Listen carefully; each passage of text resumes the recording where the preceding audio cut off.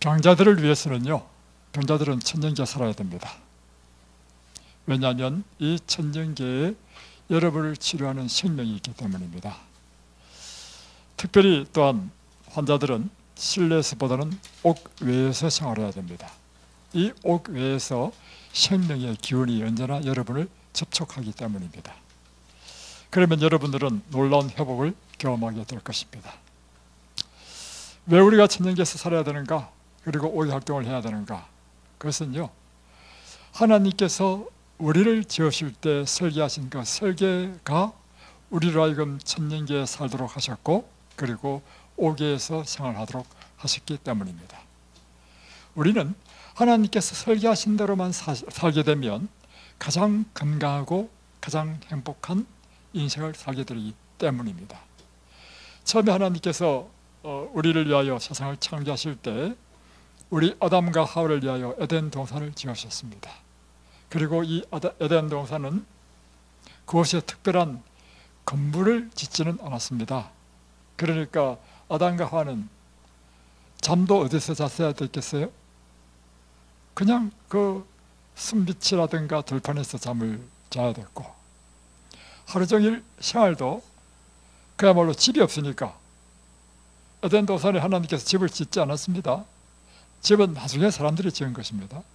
그러니까 처음에 아담과 하와는요, 집도 없었고요, 하나님께서 지으신 온갖 나무와 꽃들과 또 숲풀과 들판과 이런 가운데서 자고 생활하고 했습니다. 그렇기 때문에 사람은요, 이 천년계 가운데 두면요, 병이 낫습니다. 여러분, 요즘 옛날의 프로그램이었죠. TV에 보니까 KBS인가? 나는 자연인이다. 그 프로그램 제가 보니까요, 많은 사람들이 왜 그 사람이 없는 그 산속에 가가지고 사는가? 다 병이 나서 가지고 산속에 살더라고. 그런데 전부 다 암이 걸리고 뭐 해서 갔는데 그곳에서 살다 보니까 병이 다 나왔어요. 확실하죠? 그러니까 사람은요, 하나님께서 설계한 대로 살면 건강해진다는 것입니다. 제가 지난번에 이제 이야기를 들었는데, 미국의 그 요세미티라고 하는 유명한 그 공원이 있잖아요. 아주 아름다운 공원이 있는데, 요세미티라고 하는 공원을 발견하게 된 계기를 제가 들었는데요. 어떤 폐결핵 환자가, 그 당시는 폐결핵 걸리면 다 죽었습니다. 그러니까 항생제도 개발되기 전이니까 살 길이 없었어요. 이제는 내가 죽는데 죽더라도 다른 사람에게 피해를 입히지 않고 산속에 들어가서 그냥 물 마시고 열매 주워 먹고 살다가 죽어야 되겠다 하고 혼자 이제 이곳저곳을 이제 다니다가 요세미티라는 곳에 갔는데 너무 아름다운 거예요. 막 폭포가 막 떨어지고, 그 사람이요, 요세미티 나중에 국립공원이 됐습니다. 그 공원을 발견하면서 그곳에 살면서 병이 다 나버렸습니다. 왜 여러분이 이든밸리에 와야 되는가? 이든밸리가 바로 그런 곳이기 때문입니다. 그렇죠? 예. 하나님께서 준비하신 에덴 동산에는 각종 나무가 있었습니다.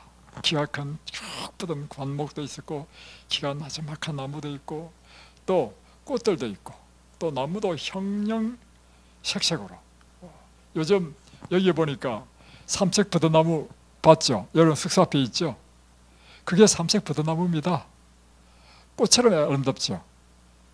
그러니까 버드나무 잎인데 잎이요 마치 꽃 같아. 왜냐하면 빨갛고 또 하얗고 또 초록 색깔이 세 가지 색깔이 막 있으니까 꽃이 핀 것 같아. 너무 아름다워. 그런 아름다운 나무들로 온통 만들어 놓은 거예요. 거기다 또 요즘 작약 피죠. 작약이 얼마나 아름답습니까? 와, 작약도 색깔이 종류가 많더구만. 와, 너무 아름다워. 그래서 제가 오늘 밥을 먹고 이제 딱 집에 올라가다 보니까 여기도 작약 심어놨고 저희 집 앞에도 작약 심어놨거든요. 너무 아름다운 거라. 그럼 아름다우면 여러분 본능적으로 뭐 하고 싶습니까? 사진 찍고 싶지 않습니까? 나도 모르게 스마트폰을 딱 꺼내서 사진을 딱 찍었어. 이것도 찍고 저것도 찍었는데 문제는 무엇인가 하면 내 눈으로 보는 이 아름다움이 사진을 찍어놨더니 사진은 안 나타나. 그러니까 여러분, 하나님께서 우리로 하여금 살도록 하신 것은 이처럼요, 자각뿐입니까? 뭐 요즘 그 빨갛게 피는 그 꽃 있죠, 그 양귀비, 얼마나 아름다운지. 특별히 양귀비 그 색깔의 그 빨간 것은요, 굉장히 열정적이고 정열적이죠. 그리고 뭐 어떤 여러 가지 꽃들이 막 피잖아요. 또 요즘 또 장미도 피기 시작합니다. 그러면 아담과 하와가 이 에덴 동산에 살 때 어땠을까요? 얼마나 행복했겠습니까? 이것이 원래 하나님께서 우리 인간을 위하여 설계하신 삶의 터전인 것입니다. 여러분이 하나님께서 설계하신 이 설계대로 사시면요, 아주 건강해집니다. 거기다가 여러분, 또 그게 과일나무도 있어. 때에 따라 막 주렁주렁 이갈 저갈 맺히는데 이것도 안 먹고, 또 좀 놀다가 심심하면 저것도 안 먹고, 그러니 그 인생이 얼마나 행복하겠습니까? 이러면 병이 생기겠습니까? 병이 없죠. 그러니까 그 가운데서 아담과 하와는요, 영원한 생명을 살도록 한 것입니다. 그런데 사람이 한 것이 뭐냐면 도시를 만들었어요. 집을 지었어요. 그때부터 사람들이 바글바글 모여 사는 거라. 그리고 막 집 속에 콕 처박혀 사는 거야. 여러분 하루 삶을 보십시오. 집 안에 있는 시간이 더 많습니까? 집 밖에 있는 시간이 더 많습니까? 절대적으로 여러분은요, 집 안에 있는 시간이 훨씬 많습니다. 그 결과 여러분이 얻은 것은 뭐냐면 질병입니다. 그 결과 여러분이 얻은 것은 뭐냐면 늙음입니다. 또 시간 지나면 다 죽잖아요. 여러분이 하나님께서 설계하신 이 설계대로 천년기에 살면 건강하다는 것입니다. 다음에 또 이 천년기에서는 또 있는 게 있는데요, 하나님께서는 보세요, 모양, 색깔 우리 눈으로 보죠. 다음에 또 한 가지, 나무에서 나는 향, 얼마나 향기로운지. 요즘 제가 무엇에 취미를 붙이냐면요, 오마다 저 앞산에 갑니다. 앞산에 제가 그 작년 겨울에 눈이 내려가지고 그 눈부기 때문에요, 소나무들이 막 이런 아름드리 소나무가 팍팍 쓰러졌어. 눈이 굉장히 무거운가 봐. 그래가지고 길을 막은 거 전부 다 제가 그 기계톱으로 다 잘라가지고 길을 다 텄습니다. 그러고 나서부터 이제 앞산에 간단 말이에요. 이야, 얼마나 향기 아름다운지. 나무마다요, 향기가 다 달라. 소나무의 솔냄새. 그래서 여러분, 왜 이 지역에는 모기가 없느냐면, 일단 고지대라서 모기가 없고 온도가 서늘하고, 다음에 나무가 많아가지고 나무에서 나오는 향기들이요, 벌레들을 쫓아낸다는 것입니다. 그래서 가는데 소나무의 소나무 냄새, 또 다른 향 냄새, 향을 또 우리로 하여금 이 치료하는 물질이라. 그리고 요즘 또 새들은 얼마나 짹짹짹짹 그러는지. 요즘 여러분, 지나면 좀 초봄에는 막 소쩍새 소리는 달라요. 소쩍 해요. 밤새도록 해요, 밤새도록. 그 새는 목이 안 아픈가? 내가 볼 때 목에 피가 날 것 같아. 쉬지도 않고 소쩍해. 나중에 알고 보니까 그 기운이요, 못된 시어머니가 며느리 구박해가지고 밥도 안 줘가지고 며느리가 한이 맺혀서 죽었대.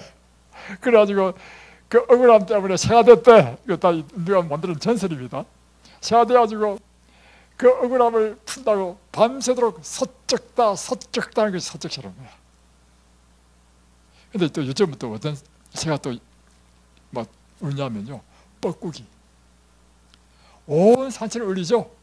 아침부터 막 제가 오늘 새벽에도 올라갔는데 뻐꾹 하다가요, 또 뻐뻐꾹 했다. 여러분, 그러다 또 그뿐 아닙니까? 또 새는 원래 작을수록요, 소리가 아름답습니다. 예, 새는 크면 클수록 소리가요, 좀 목신 소리, 까마귀 같은 이런 소리가 나고요. 새가 작으면 작을수록 그야말로 꾀꼬리 같은 소리가 나. 그래서 착착착착착착착 하는데 얼마나 이 길을 또 즐겁게 만들었지. 그러니까 하나님께서 우리를 위하여 준비하신 것은 보세요, 입체적이야. 눈으로 보고, 코로 맡고, 다음에 귀로 듣고, 그뿐만 아니라 맛있는 과일을 주렁주렁 맺어가지고 또 입으로 또 먹고, 오감을 기쁘게 해주는 것, 그뿐만 아니라 또 촉감도 있어요. 이 앞에 지금 그 심기에 있는 그 풀이 있는데요. 이 풀은 뭐냐면 이름이 램스 이어예요.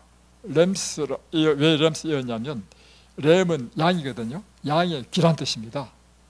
근데 이 풀이 이렇게 생겼어. 자, 이렇게 막 쫙 생겼는데요. 여기에 잔털들이 막 쫙 났어. 근데 여기에요, 두툼해. 만지면 얼마나 보들보들한지 진짜 양의 귀를 만지는 것 같아. 그러니까 하나님께서 촉감으로, 또 이 시각으로, 또 청각으로, 후각으로, 또 이 입맛으로, 이것이 하나님께서 우리를 위하여 설계하신 것입니다. 이 설계대로 여러분이 천년계 속에 살면 여러분의 모든 병은 다 떠나갑니다. 그런데 오늘날 대부분 사람들은 어디에 삽니까? 대부분 사람들은 도시에 살죠.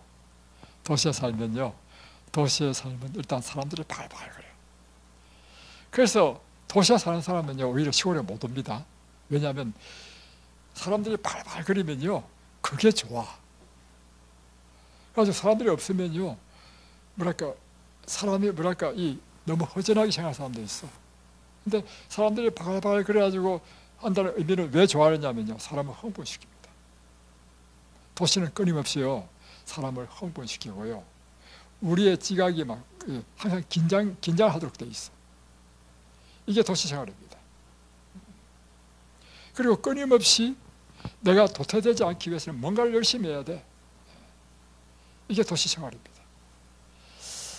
그것뿐만 아니라 도시의 환경은요, 끊임없는 이 공해, 소음, 불빛, 그리고 미세먼지, 그것으로 우리 건강을 위협합니다. 제가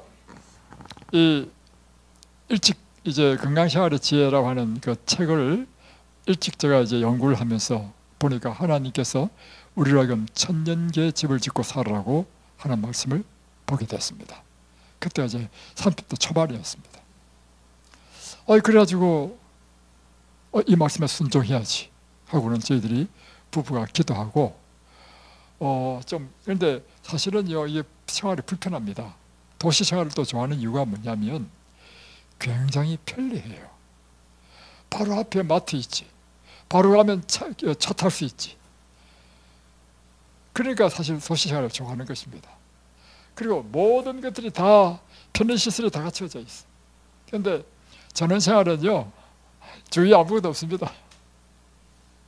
그러니까 어디 뭐 하려면 차를 타고 한참 나가야 돼. 그러니까 얼마나 불편합니까? 그래서 제가 이제 젊었을 때 그런 불편함을 감수하고 하나님의 뜻에 순종하기 위해서 이제 전원에 살게 되었습니다.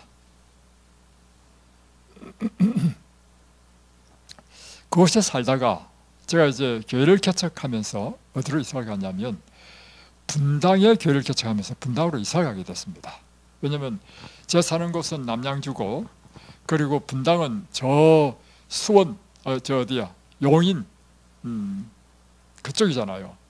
그러니까 제가 차로 가니까 차로 한 50km 이상이 돼. 그러니까 차 가는데 그 당시에 고속도로 달리더라도 1시간이 걸리더라고. 그래서 도저히 안 되겠다, 이제 이사를 가가지고 교회를 개척해서 교회를 돌봐야 되니까 그곳에 이제 아파트를 하나 얻어가지고 살았습니다. 잠을 못 잤습니다. 이야, 제가 도시에 안 살고요, 시골에 살다가, 옛날은 몰랐는데 시골에 살다가 가니까 첫 번째, 너무 시끄러워. 저녁에 잠을 자려니까 차가 끊임없이 차들 다니잖아요. 차 소리가 너무 시끄러워. 두 번째는 밤 12시가 돼도요, 바깥이 환해. 온통 다 불빛이 다 비치는 거라. 그래서 커튼을 막아도 안 돼. 세 번째는 공기가 너무 나빠요. 나는 깨끗한 곳에 살다가 도시에 가니까 숨쉬기가 힘들더구만. 그런데도 이제 불구하고 이제 참고 이제 살았습니다. 그 느낀 게 있습니다. 야, 이 도시 생활은 우리 사람들의 건강에 좋지 않다 하는 것입니다. 그래서 여러분이 환자라고 하면 반드시 천년계로 나와야 됩니다. 그러면 이 천년계 속에서 생활하는 가운데 여러분의 정신적, 육체적, 영적인 모든 면에 있어서 회복을 경험하게 됩니다. 또 한 가지는 이것입니다. 하나님께서 우리에게 준비하신 설계는 뭐냐면 노동이었습니다. 처음에 이제 아담과 하와를 창조하신 다음에 에덴 동산을 창설하시고 아담에게 주신 일은 무엇인가 하면 이 동산을 관리하는 것, 그리고 각종 이 짐승들을 다스리는 것, 이것이 아담과 하와가 맡은 일이었습니다. 그러니까 여러분, 우리 좀 잔디밭 저 가꾸는 것도 쉽지 않지요. 날마다 잡초 올라오죠. 거기다 또 풀 깎아줘야 되죠. 다음에 꽃나무도 마찬가지입니다. 꽃나무도 그냥 놔두는 것이 아니라 또 전지를 해줘야 되죠. 그런 일을 날마다 아담과 하와가 했다는 것입니다. 그러니까 아담과 하와는요, 그곳에서 무의도식하지 않았다는 것입니다. 날마다 일을 해야 되고, 또 이제 창세기 3장에 가면 땅을 경작해서 이마에 땀이 흘러야 먹을 수 있도록 된 것입니다. 그러니까 우리에게 주어진 일은 무엇인가 하면 날마다 육체적인 활동을 하도록 한 것이 하나님께서 우리에게 설계하신 것입니다. 특별히 범죄 이후에 주신 것은 뭐냐면 가시등급과 은근키를 주시고 다음에 땅을 경작하는 그 노동을 주신 것입니다. 이것이 우리로 하여금 죄인이 죄로부터 사람을 보호하는 하나님의 방법인 것입니다. 그러니까 죄인들은요, 일이 없으면 안 돼. 죄인들은 반드시 해야 되는 게 있는데 뭐냐면 하나님의 설계에 의하면 일을 해야 되는데, 일도요 약한 일이 아니고, 남자는 특별히 남자의 운명은 무엇이냐? 남자의 운명은요, 평생 이마에 땀을 흘리면서 일을 하는 것이 남자의 운명입니다. 하나님의 설계를 따라야 됩니다. 그래서 일을 하더라도요 열심히 일하도록 하는 것입니다. 이것이 하나님께 설계하신 것인데, 이것은 우리에게 저주로 준 것이 아니고, 하나님의 모든 설계는요, 우리 인간을 사랑하시는 하나님이 우리의 건강과 행복을 위하여 필요하기 때문에 주신 것입니다. 그래서 우리가 해야 될 일이 또 하나는 뭐냐면, 이곳에서 요양할 때도 끊임없이 우리가 할 일을 해야 돼요. 그 일이 무엇인가 하면 노작입니다. 그런데 이제 여러분이 환자들이기 때문에 정상적인 사람처럼 하라는 것은 아니고요, 날마다 일정한 시간 잡초를 뽑고 풀을 뽑고 꽃을 심고 하는 이런 힘들지 않는 일들, 이런 일들을 하면서 흙을 만지고 하는 것이 필요한 것입니다. 요즘 사람들이 유행하는 게 있죠. 맨발 걷기. 그 맨발 걷기 억지로 할 필요 없습니다, 여러분. 여러분이 노작을 하게 되면요, 자연히 흙을 만지게 돼. 이 맨발 걷기의 원리가 뭐냐면 접지입니다. 우리가 땅에서 태어났기 때문에 땅의 그 기운을 이제 닿는 것이거든요. 그 닿는 것은 발로 닿는 것뿐만 아니라 손으로 닿아도 돼. 여러분이 이 흙을 만지고 풀을 뽑고 다음에 꽃을 심을 때 여러분은 땅과 함께 접촉하며 산다는 것입니다. 그래서 오늘은 여러분이 함께 끝나면, 오늘은 체조 대신에 노작을 하는데, 오늘은 양귀비를 심겠습니다. 양귀비를 모종판에 잔뜩 심어놨는데, 그걸 이제 우리 이든 공원을 지금 만들고 있죠. 저기 보면 돌을 갖다 놓고 다음에 장미를 쫙 한 20개 심어놓고 지금 있는데, 거기다가 이제 양귀비 꽃을 한번 심어 보겠습니다. 하더라도요 1시간 이내로 마실 겁니다. 그렇게 하시면 좋겠습니다. 특별히 이제 환자를 돌보는 요양원은 어디에서 해야 되는가? 요양원은 반드시 경치가 좋은 전원에 있어야 됩니다. 그리고 공기가 좋은 곳에 있어야 됩니다. 그리고 숲이 많은 곳에 있어야 됩니다. 그래야 이 숲에서 나오는 음이온이 여러분들을 치료하기 때문입니다. 또 하나는 이 요양원은 옥외 활동을 할 수 있는 그런 시골 환경이어야 됩니다. 그래서 환자들로 하여금 끊임없이 이 채소를 가꾸고 꽃을 심고 또 감자를 캐고 할 수 있는 이런 일거리가 있는 것이 좋다 하는 것입니다. 이렇게 할 때 이 천연계는 여러분을 이제 다 치료할 줄로 믿습니다. 자, 그러면 이번에는 성경 공부하는 시간을 갖겠습니다. 오늘은 사무엘상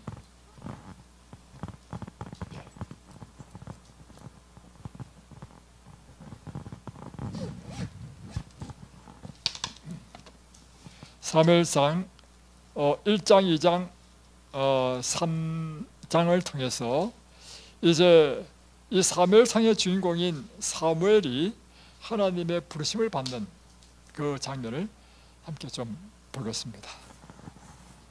먼저 사무엘의 탄생부터 보겠습니다. 사무엘상 1장 20절.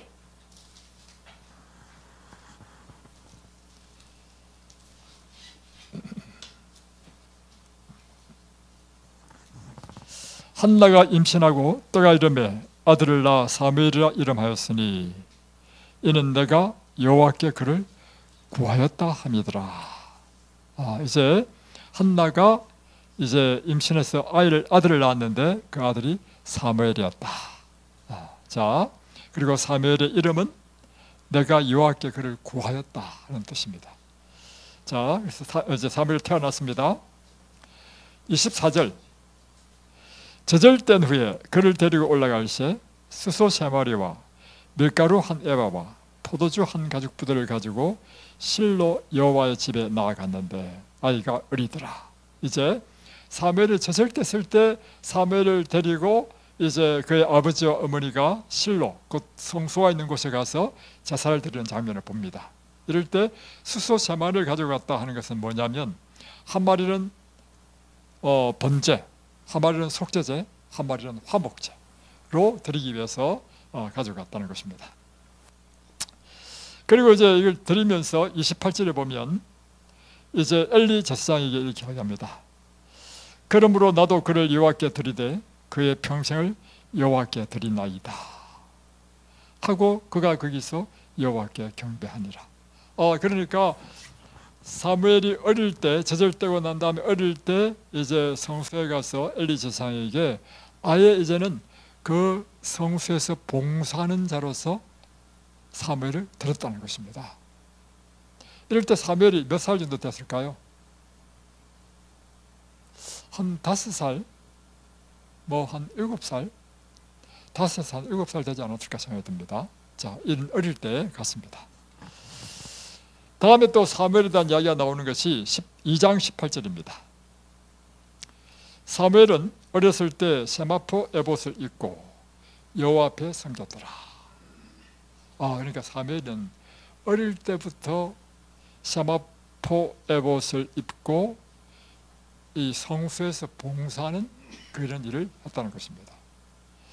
그런데 이제 모세율법에 의하면 레위는 몇 세 이상이 되어야만 성소에서 봉사할 수 있냐면 25세 이상이 되어야만 봉사할 수 있습니다. 그러니까 이 사무엘은 좀 예외가 된 것이죠. 그리고 그가 봉사할 수 있는 것은 제사장들이 하는 그 일이 아니고 그야말로 허드렛 일, 그리고 돕는 일, 이런 잔심부름 이런 일을 먼저 했겠죠.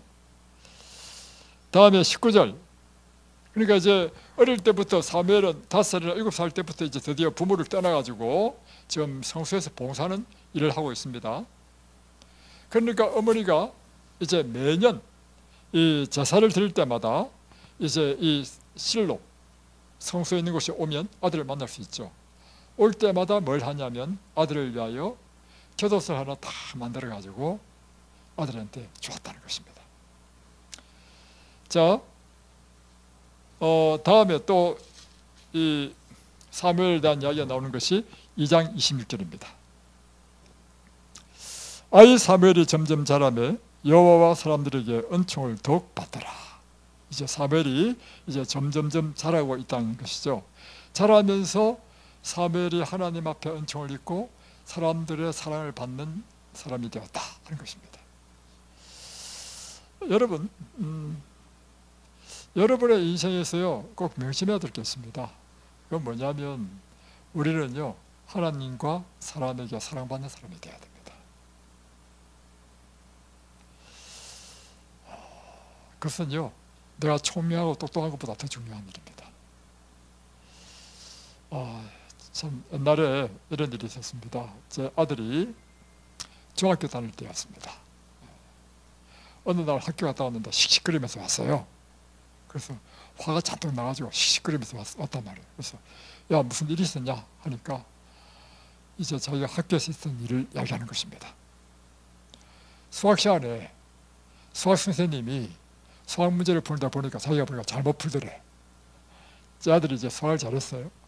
그래가지고 자기가 손을 번쩍 들고 선생님 그거 잘못됐습니다 한 거야.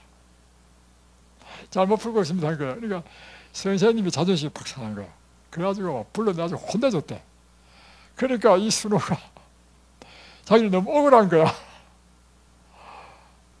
그래가지고 이제 막 시시거리면서 자기는 이제 억울하게 이렇게 이제 벌을 받았다 생각하니까 이제 아빠한테 와가지고 이제 그렇게 하는 거예요. 제가 이야기했습니다. 순호야, 네가 정말 잘못했다. 왜 잘못했느냐? 선생님한테 그렇게 하면 선생님이 얼마나 무안하겠니?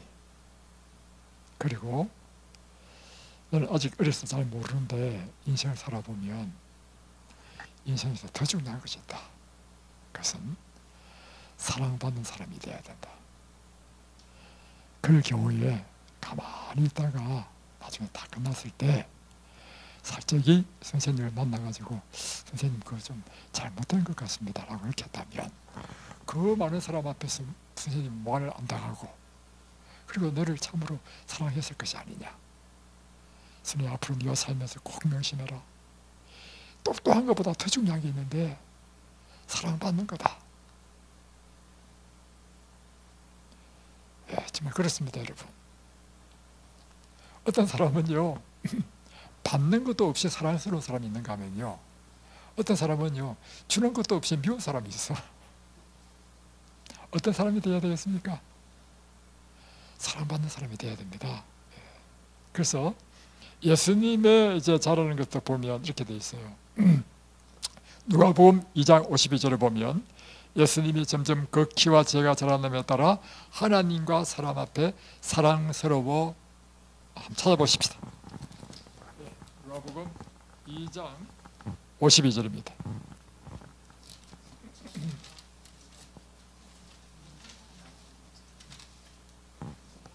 예수는 지혜와 키가 자라가며 하나님과 사람에게 더욱 사랑스러워 가시더라. 이게 예수님의 모습이었습니다. 그런데 지금 사무엘은 어떻게 지금 되냐면 아이 사무엘이 점점 자라며 여호와와 사람들에게 은총을 더욱 받더라. 똑같은 표현입니다.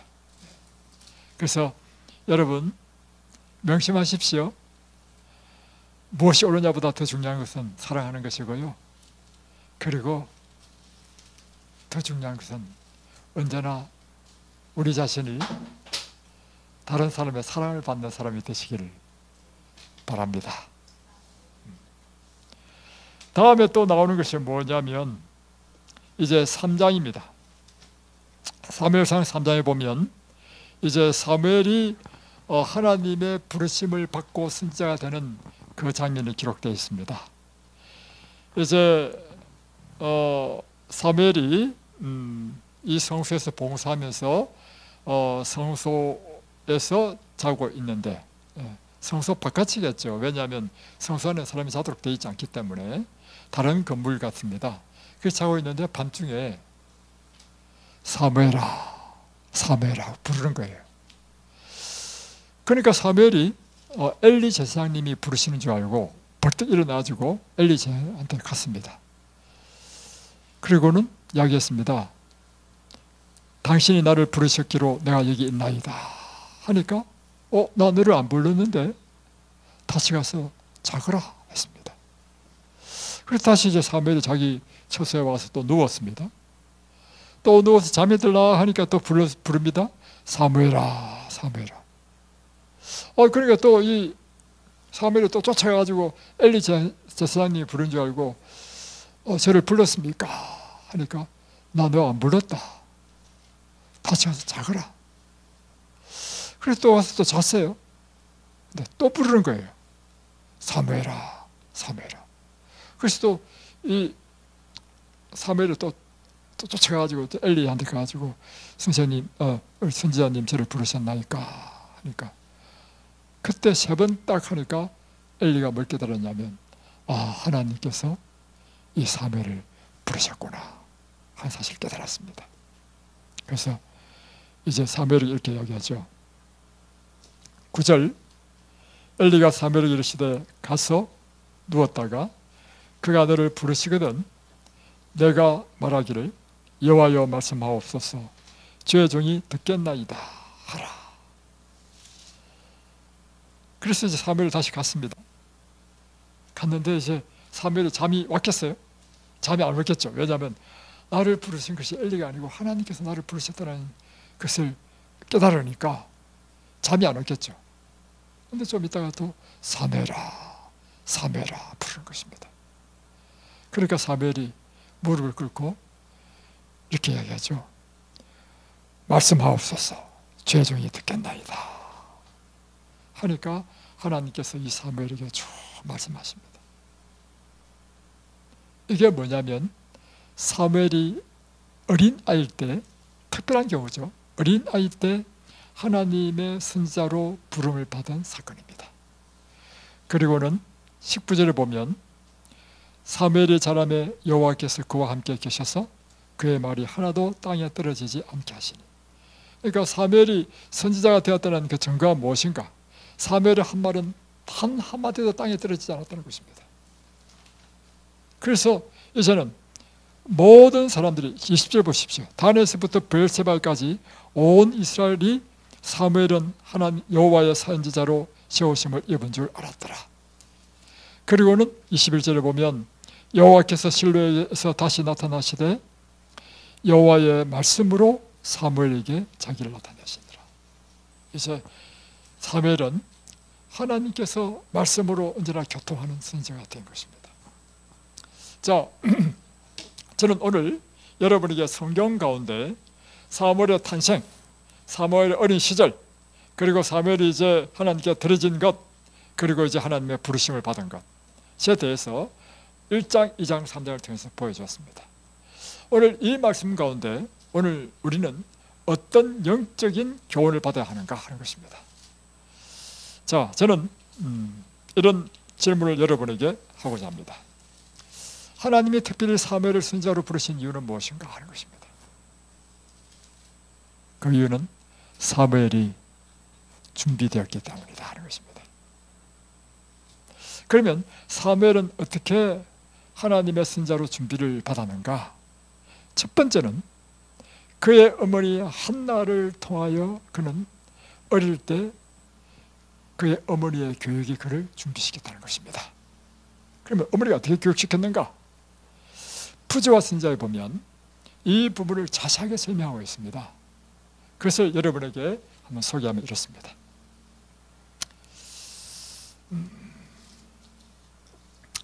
이 한나에게는 사무엘은 특별한 존재였습니다. 왜냐하면 오랫동안 아이를 낳지 못하다가 하나님께 서원 기도를 하고 그 서원 기도의 결과로 얻은 아들이기 때문에 누구보다도 한나에게는 보배로운 하나님의 선물이었습니다. 이 아이가 점점 자라감에 따라 그의 자잘거리는 소리, 이것이 얼마나 어머니로서 그 자녀와 깊은 이 애정관계로 엮이게 하겠습니까?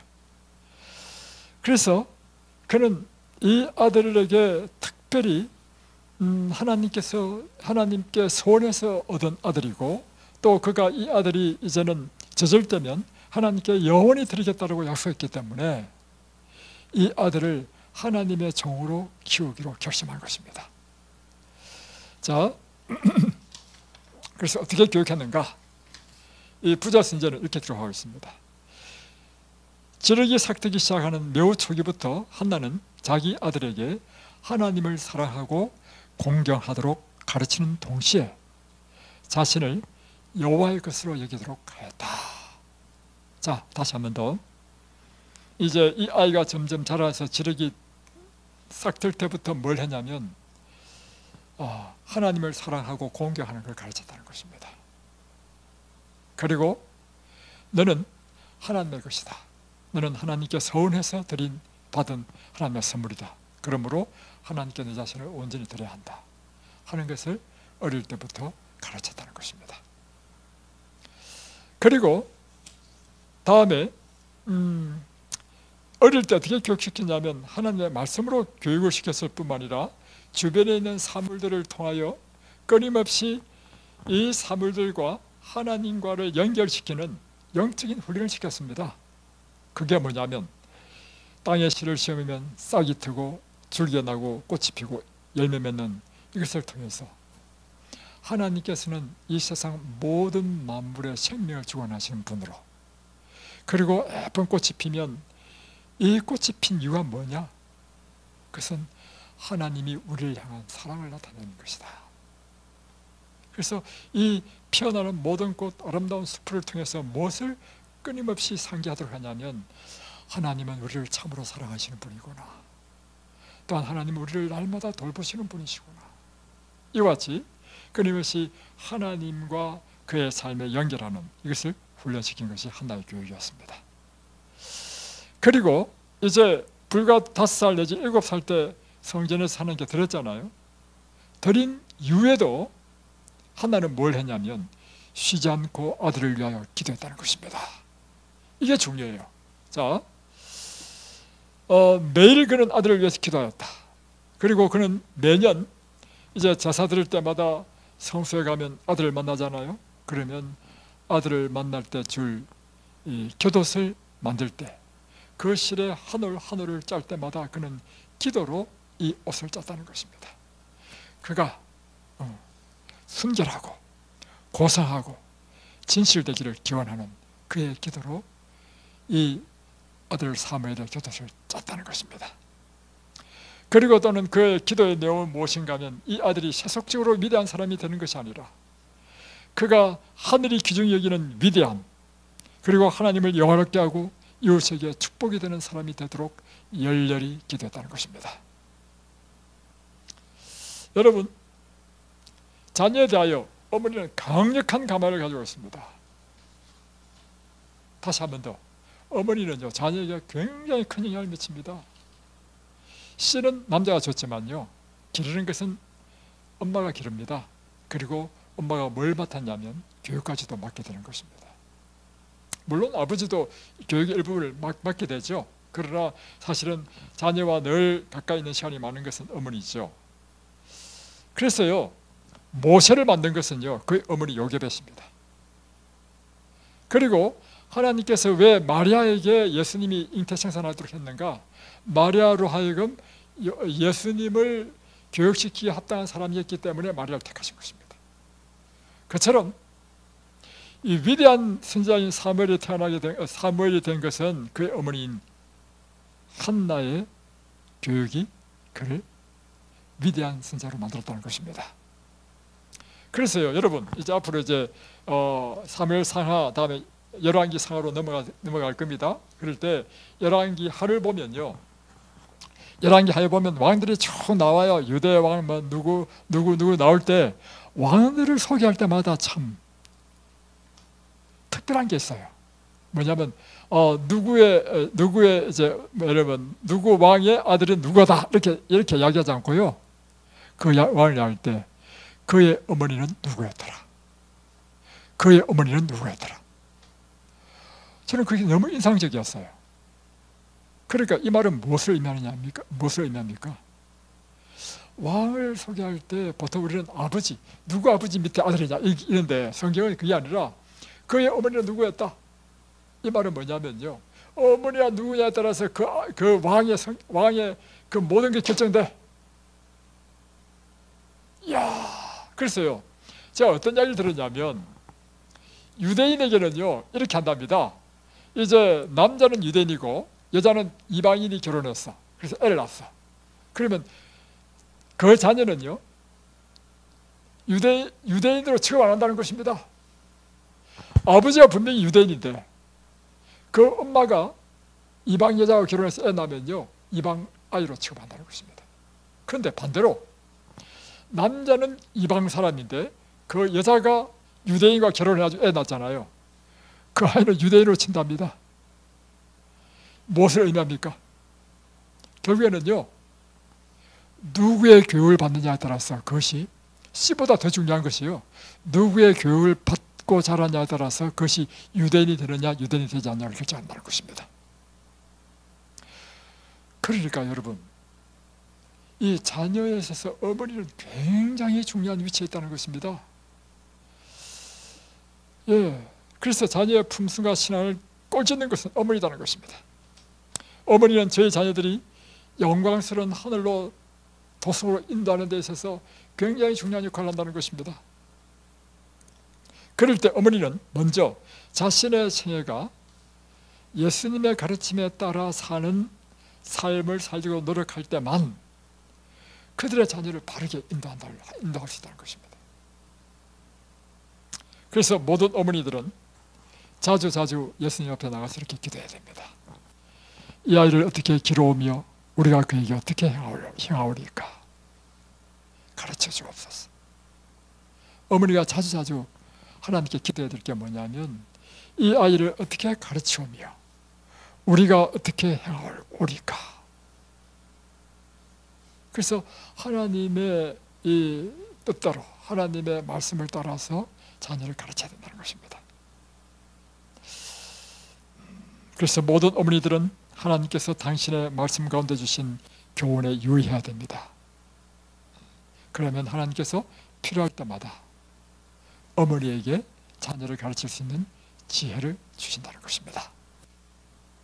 자, 두 번째, 이 사무엘이 위대한 선지자가 되게 했던 것은 어머니의 교육뿐만이 아니었습니다. 그것은 자신의 노력이 함께했기 때문입니다. 여러분 기억하십시오. 뭐냐면 자녀의 품성은 반드시 부모에게 달린 건 아닙니다. 왜냐하면 제가 성경을 보니까 참 희한한 게 뭐냐면 아담의 자식 가운데요 완전히 두 다른 자녀가 있어요. 하나는 착한 아벨이 낳고요, 하나는 최초의 살인자인 가인이 낳았어요. 그뿐만입니까? 이삭 밑에도 에스와 야곱이 낳았어요. 완전히 다른 사람이 낳았어. 그래서 보십시오. 그 부모가 차별해서 교육시키겠습니까? 똑같이 교육했겠죠. 그럼에도 불구하고 똑같이 부모의 교육을 받았지만 완전히 다른 사람이 되고 인생을 살고 완전히 다른 품성을 갖는 이유는 무엇입니까? 결국에는 부모 교육으로만 다 끝나는 게 아니라는 것입니다. 이제 자신의 선택, 의지에 의해서 자신의 운명을 꼴진다는 사실입니다. 그래서 여러분 부모의 교육뿐만 아니라 자신의 선택과 의지, 노력의 결과로 각자의 품성이 결정되고 각자의 운명이 결정된다는 사실을 이해할 필요가 있습니다. 그래서 지금 이 사무엘도 말이죠, 부모의 그런 교육뿐만 아니라 자신이 선택하고 또한 그 일을 위해서 노력한 결과라고 하는 것입니다. 사무엘상 2장 26절에 보면 아이 사무엘이 점점 자라매 여호와가 사람들에게 은총을 더욱 받더라 했습니다. 그러니까 사실 어머니가 사무엘을 교육시켰다 할지라도요, 모세는 요게봇이 12살까지 교육시킬 수 있었지만 사무엘은 12살까지도 교육 못 시켰어. 불과 한 5살, 7살밖에 교육 못 시켰어. 그 다음부터는 사무엘이 이제는 자기가 선택해야 돼. 그러나 사무엘이 그가 있던 그 환경이 반드시 좋은 것만 아니었습니다. 왜냐하면 우리가 지금 내일 보려고 하는데 그 당시에 엘리 제사장의 두 아들이 있는데 홈리와 비나스였습니다. 이 홈리와 비나스는요 아주 악한 아들이라. 그리고 그가 성소에서 악행을 저질렀어. 지금 사무엘은 그 모습을 보면서 살았단 말이에요. 그러니까 지금 사무엘이 반드시 좋은 환경이었기 때문에 이런 선지자가 된 것은 아니라는 것입니다. 그런 환경 가운데서도 결국에는 선택은 누가 하는 것입니까? 자기가 하는 거라. 그래서 사무엘은요, 그가 여호와 사람 앞에서 은총을 받은 것은 그가 끊임없이 노력했기 때문이라는 사실입니다. 자, 무엇을 노력했는가?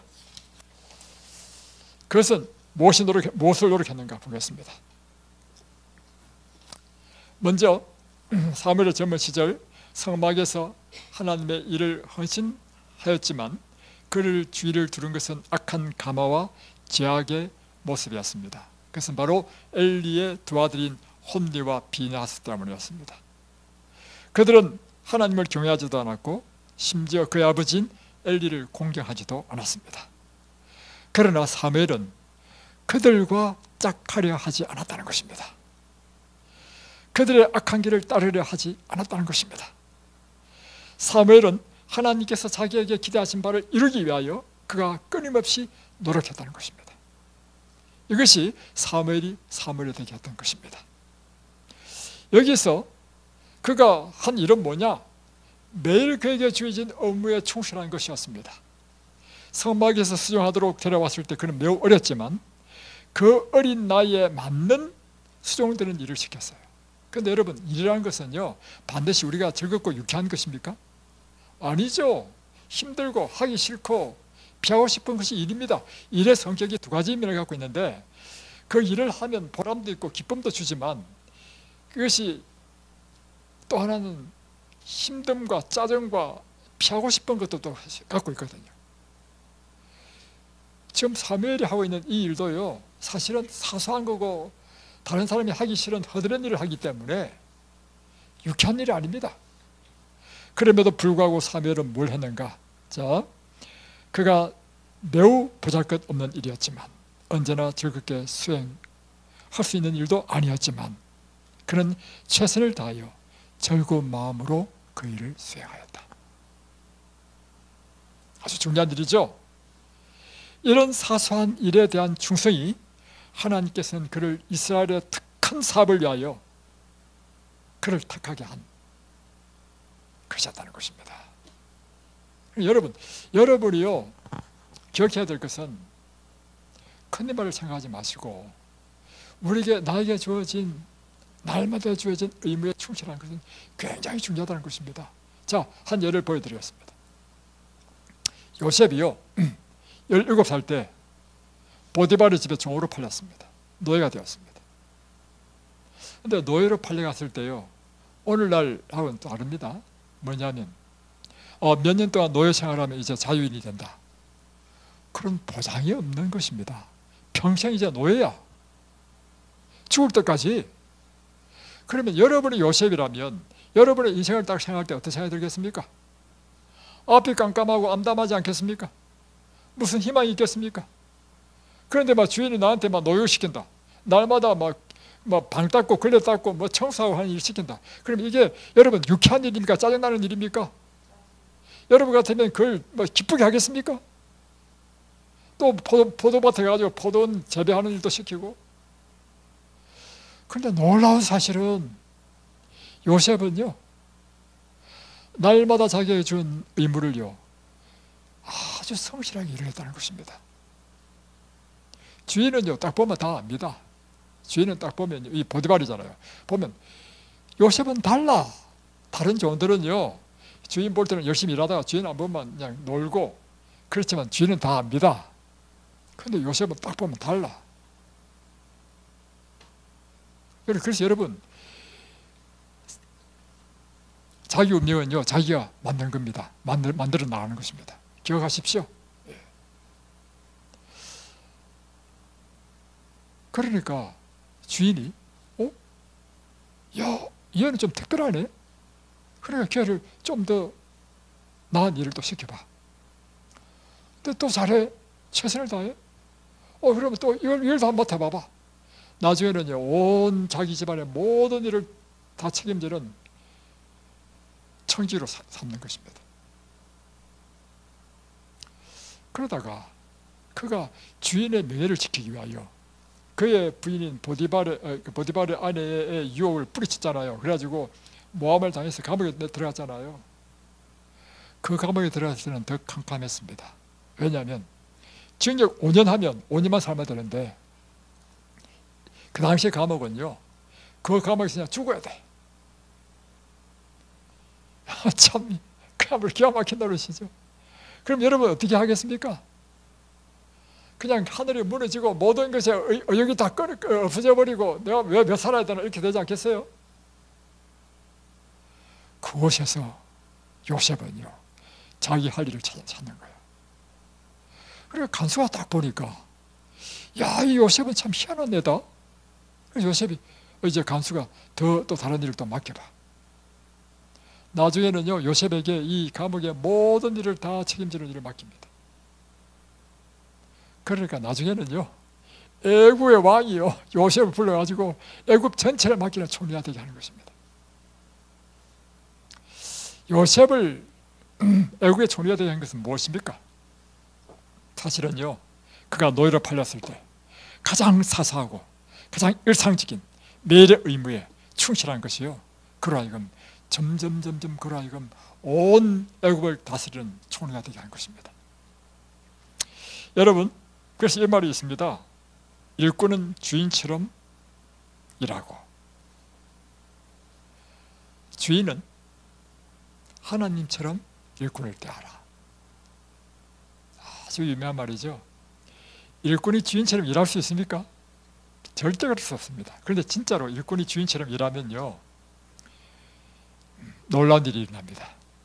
제가 요즘에 사실 좀 충격받는 일이 있었습니다. 그게 뭐냐면 우리 이든밸리에 이제 도와주시러 이제 한 분이 오셨는데 우리 김정일 장로님이라고 오셨단 말이에요. 그래서 이제 나는 그분을 처음 만나니까 잘 모르고 이분은 이제 본인이 이제 돕고 싶다해서 오셨으니까 한번 일하시라고 했는데 그리고 우리는 뭐 형편도 좋지 않았어요. 월급도 정상적인 월급을 못 준다 했습니다. 왜냐하면 사람은 형편대로 살아야 되니까. 그래서 사실은 이제 돕는 사람들 없이 이제 저 혼자 하는 것이 바로 그거예요. 우리 뭐 사람이 많이 오는 곳도 아니고 하니까. 그런데 보니까 이분이 일하시는데 보니까 주인처럼 일하는 거라. 누가 놀랐냐면 제가 놀랐습니다. 저분이 왜 저래? 저는 저러신 분들 처음 봤어요. 이런 성실하다는 차원이 아니고요. 마치 자기 일처럼 하시는 거라. 저분 때문에 우리 부부가 엄청 감동받아가지고 장로님 좀 쉬시면서 일하십시오. 또 장로님 몸 관리 잘 하십시오. 우리 하는 이야기는 뭐 일하라는 말이 아니야. 오히려 쉬라는 말이야.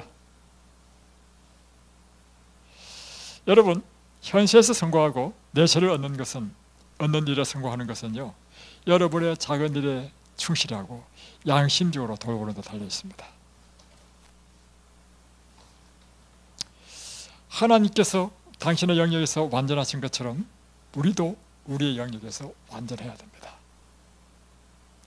튼튼하고 아름다운 균형 잡힌 품성의 건설은 각자가 자기의 의무를 수행하는 행위로 건축되는 것입니다. 우리의 생애는 큰일에서 뿐만 아니라 작은 일 하나하나에 있어서도 충실함이 그 특징이 되어야 합니다. 오늘 여러분이 맡은 그 일이 아무리 보잘것없는 일이라 하더라도 그곳에서 최선을 다하고 완전하게 하십시오. 그러면 그대의 인생은 행복해집니다. 그대에게 오히려 축복이 됩니다, 여러분. 그리고 그대의 봉사를 통해서 다른 사람이 행복하게 되고 다른 사람이 축복받습니다. 그리고 그대의 봉사를 통해서 하나님께서 영광을 받으십니다. 하나님께서는 그들을 더 넓고 더 높고 더 큰 일을 여러분에게 맡기게 되실 것입니다. 이와 같은 귀한 축복을 받는 저와 여러분이 되시기를 주의 이름으로 축복합니다.